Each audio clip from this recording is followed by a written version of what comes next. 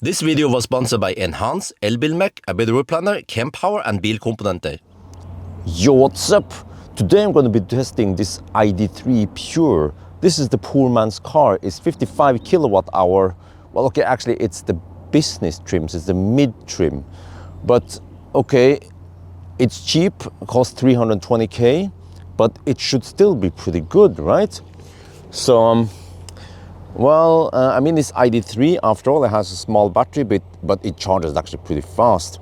And we have some aerodynamic rims. But since this is the poor man's car, then, okay. We don't get electric adjustable seats, we don't have any massage. We don't have head-up display, we don't have the ID light there. We have ambient light at least. We have wireless charging pad. We have a steering wheel, we have blinkers.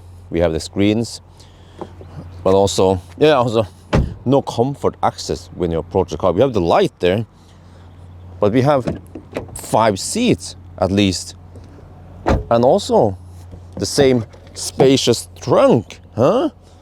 So maybe that's what matters, that it's still a Deutsche Auto with all the tech it has. But okay, I have to do this run at night, but it's going to be a warm night, 14.5 degrees Celsius.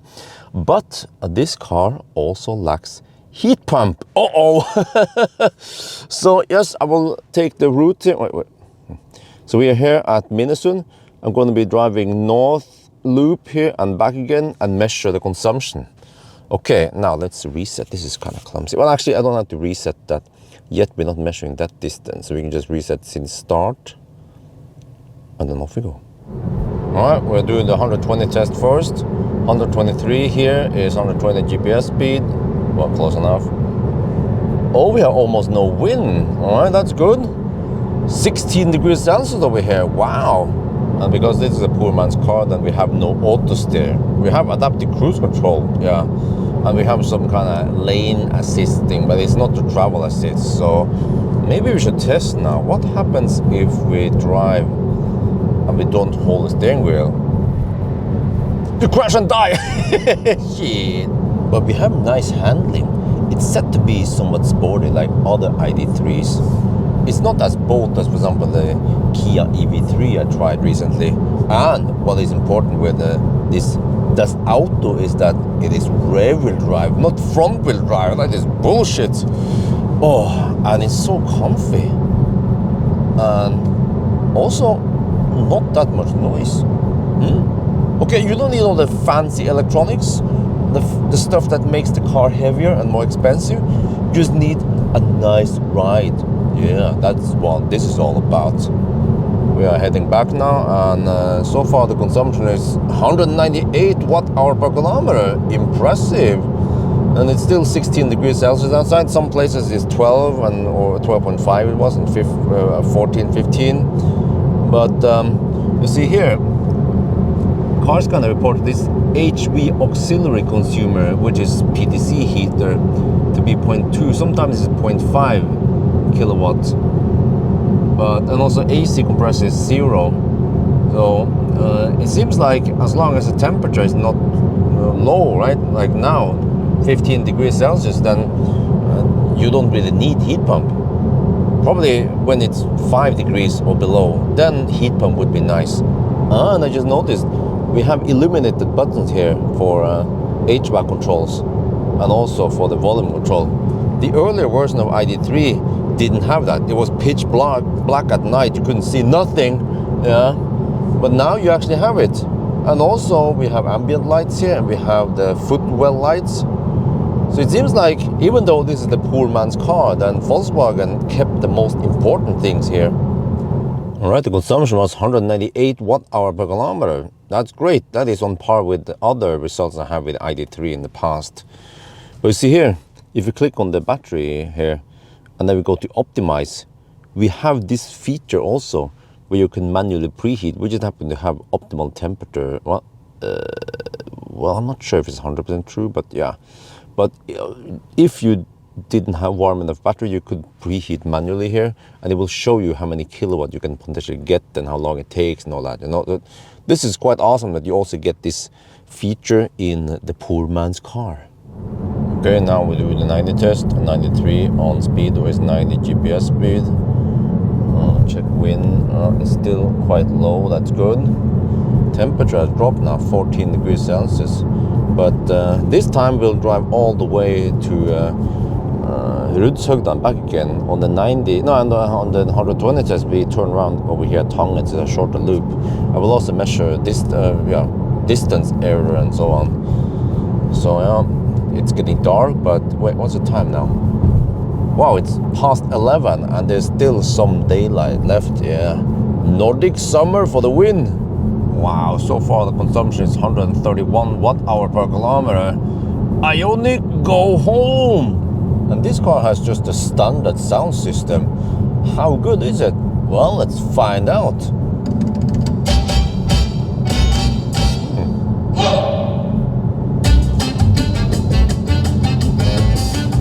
Sounds like there's no subwoofer here.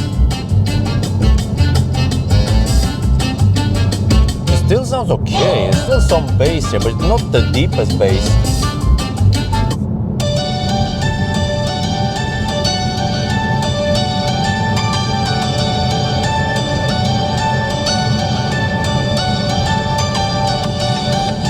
Well, as usual, I use uncompressed WAV file. CD quality is the best.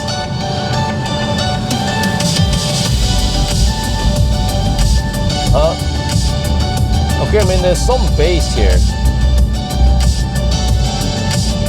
but it sounds like it's slightly non-linear, mainly because it cannot go that deep.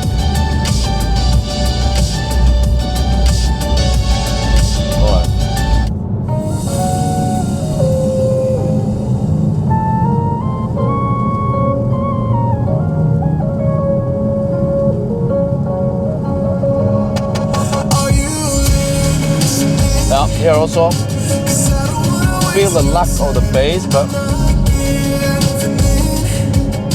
this sounds almost too crisp. Like the treble is almost too loud, too overwhelming. Feels a bit uncomfortable listening to this song. I'll listen for some rattling in the doors and maybe skip a bit. Okay, there, my bottle is here. Yeah. If it remove the bottle, no rattling because this is a German auto. What about some techno?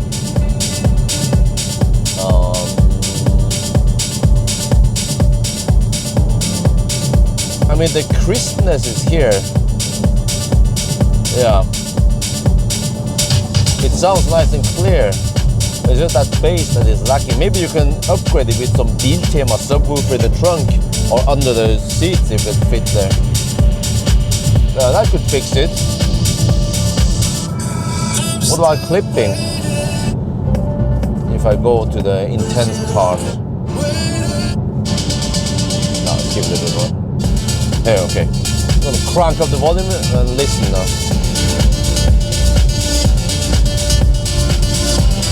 What?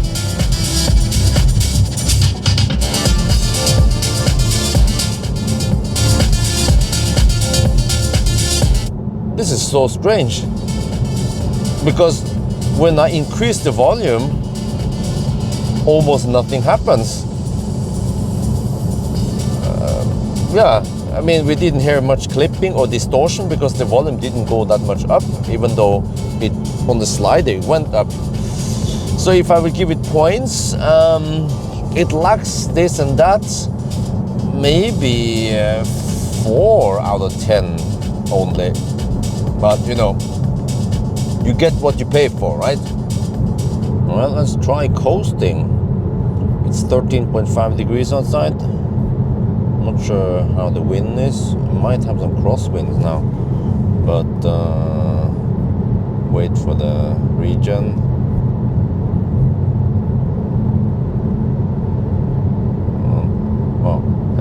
There, okay. Now we are in D, but it's still regenerating slightly, so I'm going to put it in neutral. There. Now we should be picking up speed. But since this is a relatively light car, maybe not the most aerodynamic car, then I'm not expecting any crazy good results, but I mean, it's still fun to try.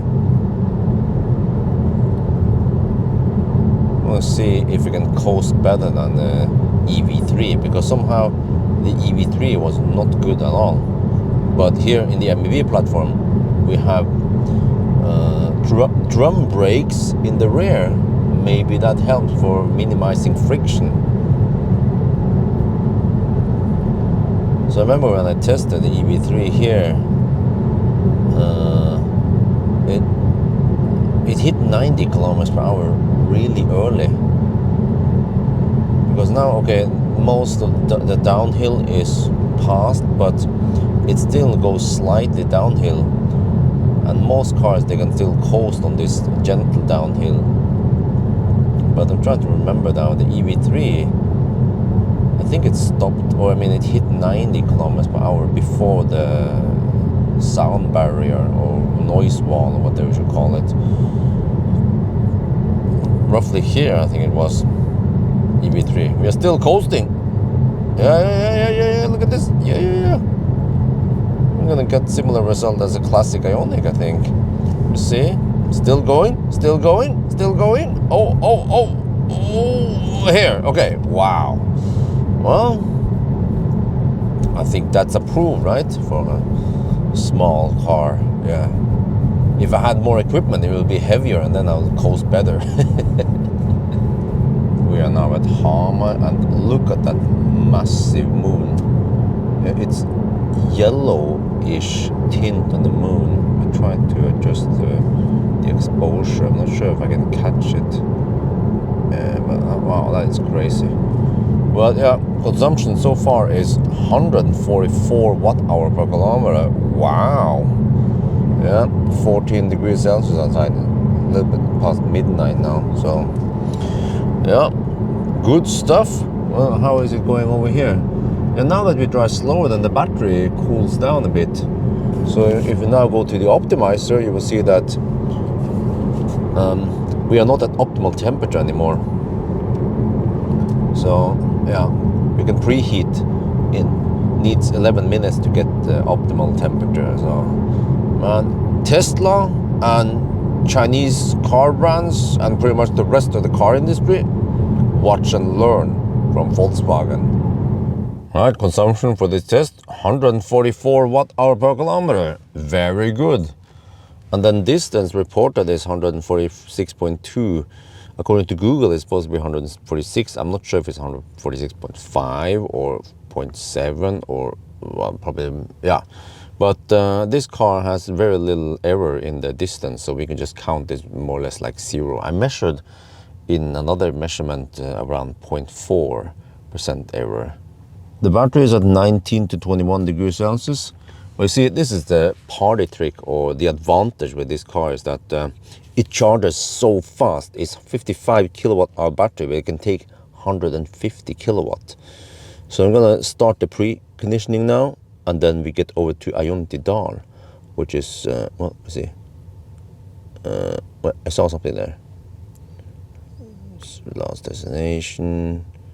I don't think I have it there. These are just a bunch of Ioniqs too far away.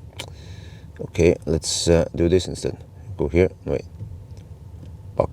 I'm clumsy. I prefer just doing this, and then as you zoom in, it should show you. There. Okay. All right, let's go. 21 kilometers away.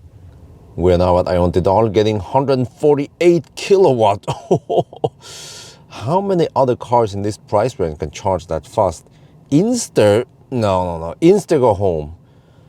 Kia EV3? No. EV3, go home. Okay, only Tesla Model 3 SR Plus can charge faster, but it doesn't have that nice and flat charging curve as this car. Huh? Look at that. Wow, okay. And also what I like about the German cars on MEB platform is that the delta between min and max temperature is quite low, only 2.5 degrees Celsius, which means that you can charge Schnell and you don't cold gate or rapid gate. Well, actually, this car tends a rapid gate. I think it needs a bit of tuning in the cooling algorithm here. But I mean, it still charges so fast. Okay, it rapid gates at 51 degrees Celsius. But look at this speed. Oh, this is simply amazing. Okay, let's check the weight. Front axle, 920. The whole car, 1840. You see, the previous generation ID3 55 kilowatt hour I tested 4 years ago could only reach 100 kilowatt, so it was actually a lot slower in the 1,000 kilometer challenge. But also, when it comes to range, the previous gen I measured only 43.5 kilowatt hour. It's weird, I can't explain why, but this time we should get 51.5 kilowatt hour. I will adjust the number when I test the actual capacity. I didn't test it today, but it doesn't matter too much. But we see that we can get around 350 kilometers of range, and then even on the highway, I mean motorway test, we get 260 kilometers. So, okay, it's not the best range out there, but the car charges so fast and it's so efficient, so you can actually travel far and still get there in okay time, you know. So yes, you don't have all the fancy equipment in there, but you can travel comfortable and fast. So that's going to be for now. Hope you guys enjoyed this video. As always, thank you for watching, and talk to you later.